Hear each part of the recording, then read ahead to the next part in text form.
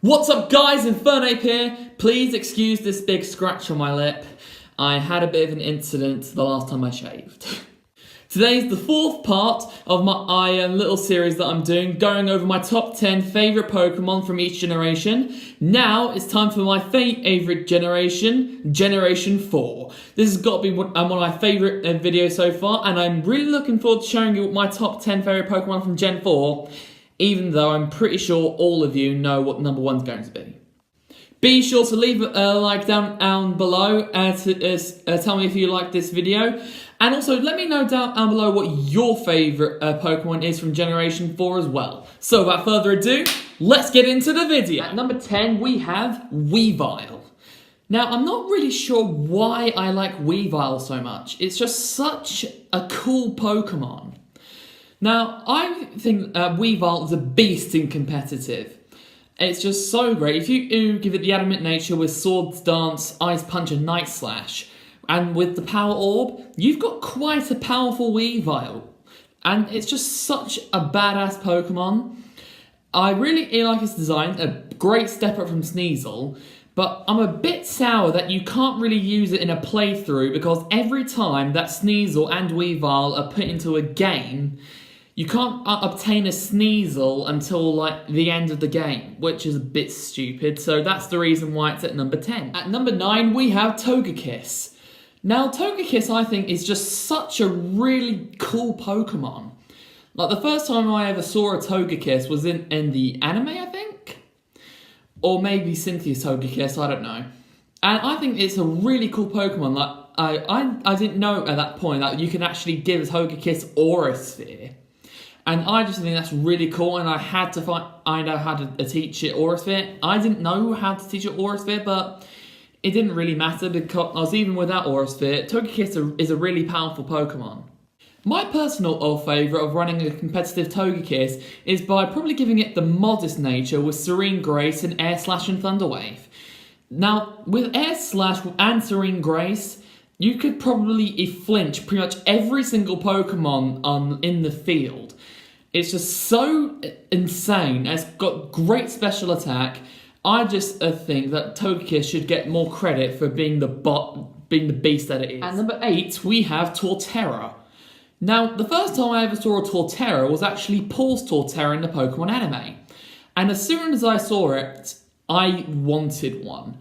And the first time I ever played through a Gen 4 game, which was in the Sinnoh region, I actually played through it with Turtwig. And I thought it was pretty cool. The main reason I really wanted a Torterra so I could teach it Frenzy Plant. And as soon as I found out you couldn't teach a Frenzy Plant until like the post-game, I got a little bit upset. But it's still a really cool Pokemon, even if you don't teach a Frenzy Plant. It's just such a cool Pokemon. It's a shame that it's probably the worst starter to pick when you're having a playthrough of Pokemon on Diamond, Pearl and Platinum. But it's still a really cool Pokemon, and I love it to pieces. At number 7, we have Spiritomb.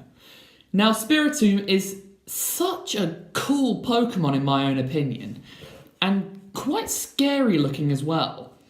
Like, it's got a combination of badass and scary. I think it's such a cool Pokemon. I'm not really sure why I like it, because the first time I ever saw a Spiritomb was the villain, and it was trying to kill Ash and his Pikachu, but I think it's a really cool Pokemon, and Cynthia's Spiritomb is very difficult to take down with the Shadow Ball, Dark Pulse, Silver Wind, and Psychic. Like, those 4 moves can and pretty much destroy any Pokemon element that there is. And since it's got great special attack, that also makes it a bit of a threat. And I just think Spiritomb is such a cool Pokemon, great design, and I can't imagine not having a Spiritomb in the Pokemon world. At number 6, we have Lucario.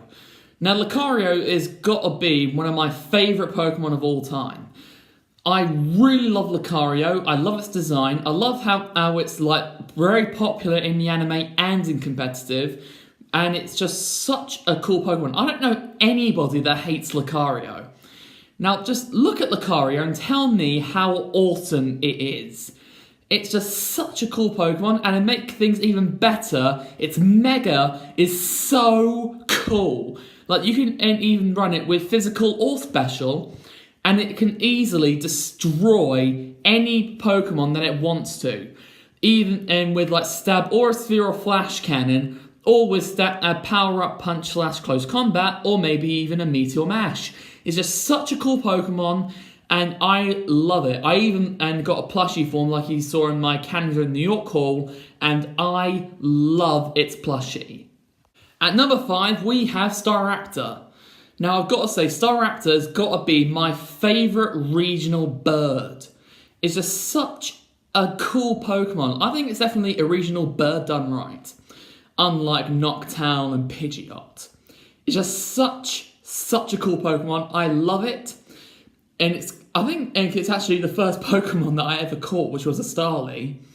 And when I evolved into Staraptor, it was so cool. Like, I think I gave it like Fly, Brave Bird, Close Combat, and Hyper Beam. And it's just such an amazing Pokemon. I love it. And the first time I ever saw a Staraptor was Staraptor in the Pokemon anime. And as soon as I saw Staraptor and I knew it evolved from Staravia, I wanted it. And when I got my first Staraptor, I was happy beyond belief. Unfortunately, Staraptor isn't the greatest in competitive. It's only in the UU borderline. But I think it's a great Pokemon regardless. I love Staraptor. I love how it can use Close Combat even though it's not a fighting type. It's a bird. I just think it's such a cool Pokemon. And I think it's probably one of the greatest regional birds that there are. At number 4, we have Garchomp. Funny how I keep putting the regional pseudo-legendary at number 4. But this is probably the last pseudo-legendary on this generation list until Generation 6. Garchomp, in my own opinion, is another Pokemon that is done right. Now, I love a Garchomp, I do. It's such a cool Pokemon, great design, and great in competitive and game playthrough as well. But I hate battling Cynthia's Garchomp. If you've not battled Cynthia's Garchomp, then I'm blessed, but to all of those who have battled Cynthia's Garchomp, then you'll know how much of a pain in the arse it is. If you have actually defeated Cynthia's Garchomp on your first turn with very little effort, you must be a god. Because Garchomp is also a god, especially Cynthia's Garchomp. And I don't know anybody that who has not struggled with Cynthia's Garchomp. It's just so annoying to battle, like I have said in my top 10 hardest Pokemon battles. And I don't know any Pokemon that could destroy that Garchomp on their first turn. I'm also a bit annoyed that Garchomp's Mega Evolution is weaker than its regular form. It's just so annoying. Like, Mega Evolution's supposed to make a Pokemon even more powerful, not make it weaker. It's just so stupid, but I love Garchomp regardless, and it's probably one of the greatest pseudo-legendaries of all. At number 3, we have Gliscor. Now, when I was younger, Gliscor used to be my favourite Pokemon of all time, mainly because of Ash's Gliscor, because it was quite comedic, very funny, and very strong. It's probably one of his strongest Pokemon in his Sinnoh squad, behind Pikachu and Infernape. It's just such a badass Pokemon. Definitely a dessert when Gligar evolved into Gliscor, because I definitely think Gligar needed an evolution. There are many ways to make a competitive Gliscor, but my personal favourite is probably giving it either the Adamant or Jolly nature, and max it out with speed, attack, and maybe a little bit in defense, and give it Swords Dance, Roost, Earthquake, and either Facade or Ice Fang, and give it the Toxic Orb, and make sure it had its hidden ability Poison Heal. That Gliscor could probably kill any Pokemon that you can name. At number 2, we have Darkrai. Now, the last 2 Pokemon that I'm mentioning are in my top 10 favourite Pokemon list. So if you want me to go over why I love them so much, I recommend you go check out that video, but I'll give you some brief descriptions on why I like these Pokemon.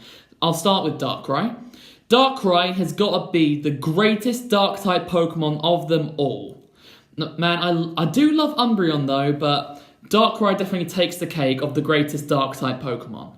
I definitely think Darkrai is definitely very used in both the games and the anime. Like, noticeably, like the Pokemon movie Darkrai, and most noticeably, Tobias's Darkrai in the Sinnoh League. That swept through the entire Pokemon League using only his Darkrai, other than when he went up against Ash, and Darkrai only knocked out 3 of Ash's Pokemon, and Sceptile knocked it out in 1 hit with Leaf Blade. Which is a bit bizarre if you ask me, and me and David, also known as Dr. Amnesia, are still trying to figure out why it gave it Ice Beam. It doesn't make sense to me. Like, none of his like types are like weak against like ice type attacks. But regardless, like Darkrai is such an OP Pokemon in both games and anime, and I think it's probably one of the greatest Pokemon in the entire universe. Before I get to number 1, I'd like to give a brief honourable mention, which is Arceus. Arceus has got to be one of the greatest Pokemon in Gen 4. And it's got a great movie. It doesn't look that strong, but trust me, it is. I have actually my own Max IV Arceus, which I got up from GTS that I was in Omega Ruby and Alpha Sapphire. And I have used it against my friend David, and he cannot defeat that thing easily. Like, it always like knocks him out with lots of Giga Impacts and Outrages.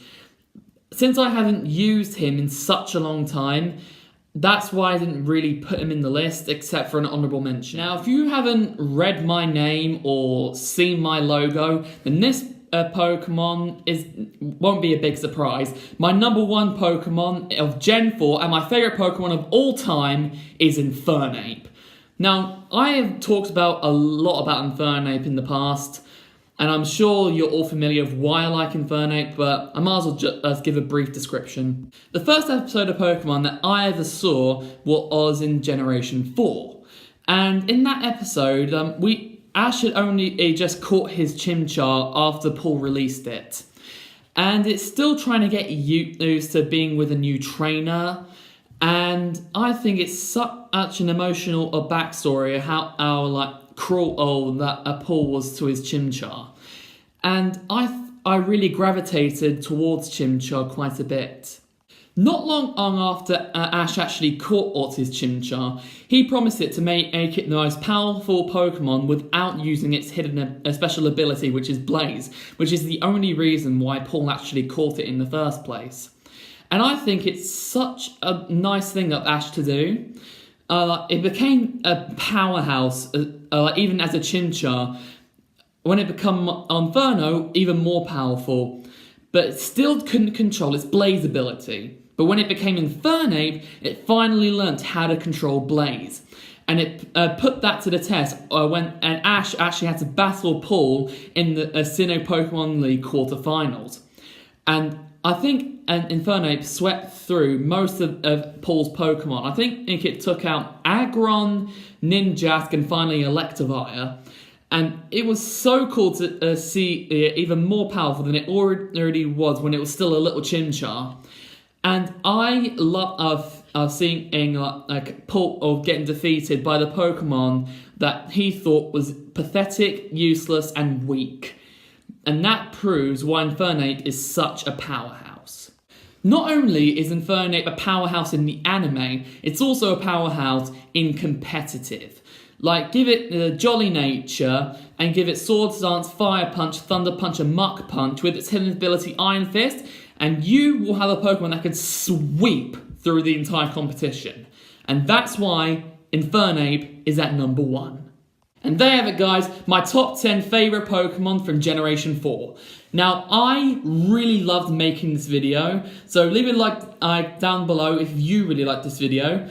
And next week, I'll be bringing you Generation 5, which is my least favourite generation of Pokemon, but there are still 10 Pokemon that I really liked from that generation, so hope you look out for it next week. Before I go, I'd just like to say something.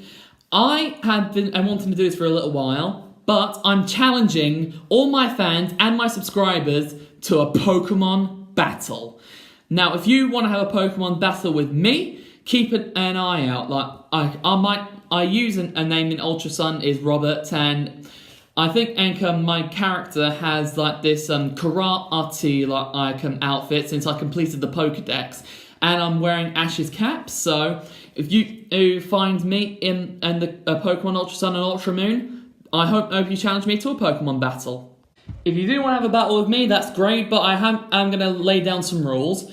First off, we're going to use Smogon rules, so you can't use a Pokemon that's from Uber, and you can't use any Haxmons either. And you have to have Ultra Sun and Ultra Moon, since that's the game I'm playing on.